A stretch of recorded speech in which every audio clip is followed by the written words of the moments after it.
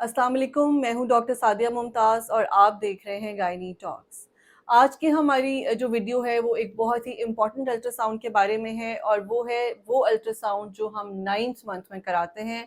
इसको हम Doppler ultrasound कहते हैं और आम ज़बान में इसको बड़ा अल्ट्रासाउंड कहा जाता है।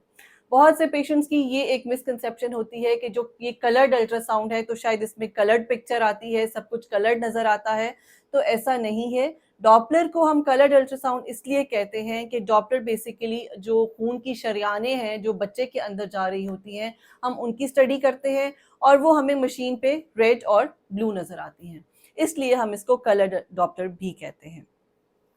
बेसिकली ये 36 हफ्ते के बाद कराया जाता है और ये वो इम्पॉर्टेंट अल्ट्रासाउंड है जो कि आपको थोड़ा बहुत आइडिया ये ज़रूर दे देता है कि आया आपकी डिलीवरी नॉर्मल होगी या आपका सी सेक्शन होगा। उसकी वजह ये है कि या तो अगर आपका की फर्स्ट प्रेगनेंसी है और हम 36 वीक्स पे ये डॉपलर अल्ट्रासाउंड करा रहे हैं और ऐसा कोई रिस्क फैक्टर नहीं है जो हमें बता सके कि आपका सी सेक्शन है, तो ये अल्ट्रासाउंड हमें क्योंकि बेबी की सिचुएशन बताएगा, तो उस पे आपकी डॉक्टर के लिए इसको अंडरस्टैंड करना और आपको खुद भी इसको समझना जो है वो ईजी हो जाएगा। आज की वीडियो के बाद आई एम श्योर कि आप अपना अल्ट्रासाउंड जो है वो खुद पढ़ सकेंगी, क्योंकि इसमें मैं आपको बहुत डिटेल से समझाने जा रही हूँ कि डॉपलर अल्ट्रासाउंड जो 36 हफ्ते पे कराया जाता है उसमें क्या क्या होता है। सबसे पहले तो ऑब्वियसली हमें उसकी बच्चे की जेस्टेशनल एज बताई जाती है और वो जेस्टेशनल एज कहाँ से काउंट होती है, वो जो बच्चे के सर का डायामीटर है जो कि इस पॉइंट से इस पॉइंट तक स्कैन पे देखा जाता है, और बच्चे की जो थाई की बोन है उसकी मेजरमेंट्स के साथ हमें बच्चे की जेस्टेशनल एज बताई जाती है। और जो बच्चे के पेट की जो गोलाई है जब उसको मेजर किया जाता है, तो इन तीन फैक्टर्स की जो एवरेज निकाली जाती है वो बच्चे की जेस्टेशनल एज बनती है। अब आपने ये देखा होगा कि मुझसे अक्सर जो है वो पेशेंट्स ये पूछते हैं कि डॉक्टर साहब हमारी हर अल्ट्रासाउंड पे जो डिलीवरी डेट है वो जो चेंज हो रही है, हमारी जो बच्चे की एज आ रही है अल्ट्रासाउंड पे वो हमारे जो पीरियड्स की डेट है उससे एक हफ्ता ज़्यादा, एक हफ्ता कम, 10 दिन ज़्यादा इस तरह से आ रही है। तो उन सब चीज़ों की वजह ये होती है कि हर दफ़ा अल्ट्रासाउंड में जो डेट चेंज हो रही है वो आपके बेबी की ग्रोथ के हिसाब से चेंज हो रही है। इवन अ मिलीमीटर जो है वो अगर चेंज होता है तो उससे डेट आगे या पीछे हो जाती है। हम एग्जैक्टली अल्ट्रासाउंड की जिस डेट को करेक्ट मानते हैं या जिससे हम प्रॉपरली प्रेगनेंसी को कंटिन्यू करते हैं और उसकी स्टडी करते हैं, वो है 8 हफ्ते का अल्ट्रासाउंड। 8वें हफ्ते पे जो अल्ट्रासाउंड किया जाता है उसमें जो आपको डेट्स दी गई हैं, जो डिलीवरी डेट दी गई है, वो हम एक्यूरेटली उसको काउंट करते हैं। अगर आपको अपने पीरियड्स की डेट याद ना हो, नंबर 1, और दूसरा जिनके इर्रेगुलर पीरियड्स होते हैं उसमें डेफिनेटली हमारे लिए इस चीज़ को अंडरस्टैंड करना मुश्किल होता है, क्योंकि एक तो पीरियड्स की डेट याद नहीं है और दूसरा अगर है भी तो वो इर्रेगुलर था, तो कंसेप्शन कब हुई, तो उस प्रेगनेंसी को हम 8 वीक से जो है वो फर्दर आगे लेकर चलते हैं। इस अल्ट्रासाउंड में जो डेट्स बताई जा रही हैं उसके लिए हमारी इतनी कोई इंपॉर्टेंस नहीं है।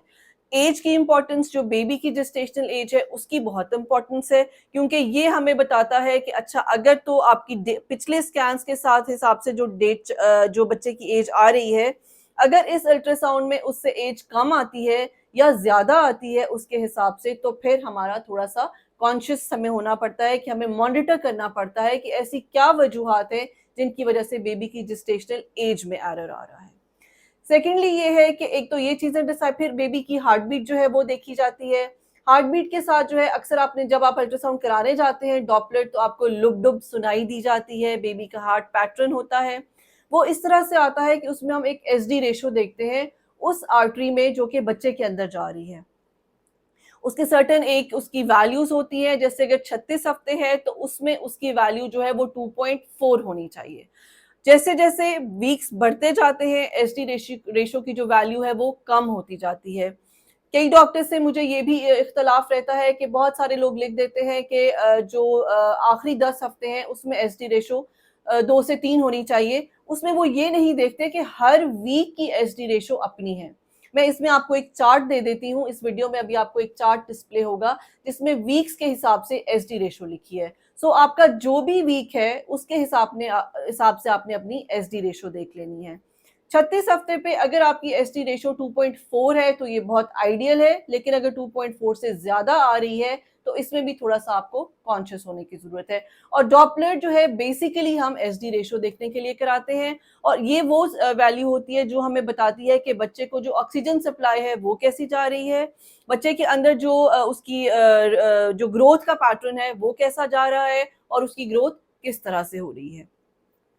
इसके अलावा जो इम्पोर्टेंट चीज देखी जाती है डॉपलर अल्ट्रासाउंड में वो होता है एएफआई, यानी कि एमनियोटिक फ्लूइड इंडेक्स, जो कि बच्चे के अंदर पानी हमें शो करता है कि बच्चे का पानी कितना है।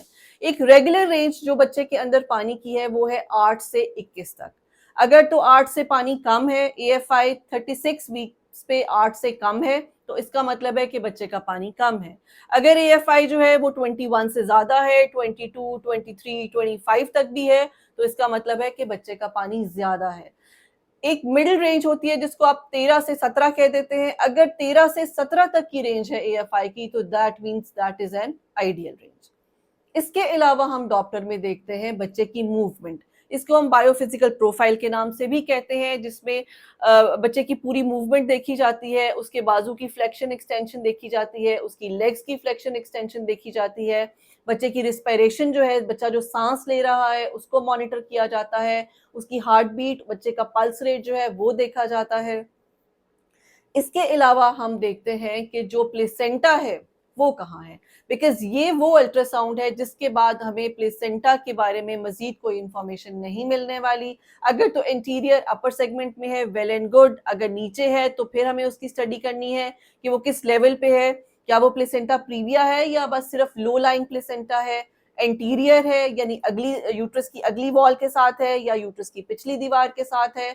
और इसकी क्योंकि हमारी मैनेजमेंट जो है, आपका मोड ऑफ डिलीवरी प्लेसेंटा पे भी बहुत ज्यादा डिपेंड करता है। अगर तो अपर इंटीरियर है, हाई अबव है, तो उसका डिलीवरी में कोई प्रॉब्लम नहीं होता। लेकिन अगर प्रीविया होता है, फिर भी हम उसकी स्टडी करते हैं कि कहीं जो शरियाने हैं, आमल की शरियाने आपके यूट्रस तक तो नहीं आ रही हैं। फिर उसके आगे सर्टेन लेवल्स हैं जो कि हमें एक डेंजर साइन को क्लिक करते हैं, और डेफिनेटली आपकी जो डॉक्टर हैं वो इस बारे में आपको भी अलर्ट करती हैं और खुद भी अलर्ट होती हैं। साथ ही साथ इसमें थ्रू आउट जो है, अगर अभी तक आपको नहीं पता चला तो जेंडर इसमें बहुत इजीली जो है वो आपको इसमें इन्फॉर्म हो सकता है कि इसका जेंडर क्या है। ये थोड़ा सा मैं आपको इसकी पिक्चर दिखा देती हूँ। ये मैं स्क्रीनशॉट भी वैसे मैंने लगा दिया है। इसमें ये बहुत सारी पिक्चर्स होती हैं जो कि आपके वन बाय वन जो सारी जो पॉइंट्स मैंने आपको बताए हैं उन सब के साथ हम इसमें डील कर सकते हैं। बायोफिजिकल प्रोफाइल का मतलब ये होता है कि बच्चा जो है वो पेट में किस हद तक एक्टिविटी शो कर रहा है। बहुत दफा आपने ये देखा होगा कि बच्चे आपको लगता है कि बच्चे की जो मूवमेंट है वो काफी कम हो गई है। सो उसके लिए जब आप डॉक्टर को दिखाते हैं तो डॉक्टर साथ ही साथ आपको डॉपलर प्लस बायोफिजिकल प्रोफाइल लिख कर देते हैं। बच्चे की मूवमेंट जो है आइडियली 36 वीक्स के बाद जो है तकरीबन पूरे दिन में 10 से 12 मूवमेंट्स अगर हो जाती हैं तो वो काफ़ी होती हैं। कई पेशेंट्स ऐसे होते हैं जिनके बच्चे बहुत ज़्यादा मूव कर रहे होते हैं, सो जैसे जैसे बच्चे की मूवमेंट की काउंट थोड़ा कम होता है तो वो ज़रा परेशान हो जाते हैं। सो अगर आपका बच्चा 24 घंटे में 12 दफ़ा मूव कर रहा है 36 हफ्ते के बाद, that means your baby is all okay. And I am sure अब इस वीडियो से आपको बहुत डिटेल से अपना डॉपलर स्कैन जो है वो पढ़ना आ चुका है। Thank you so much.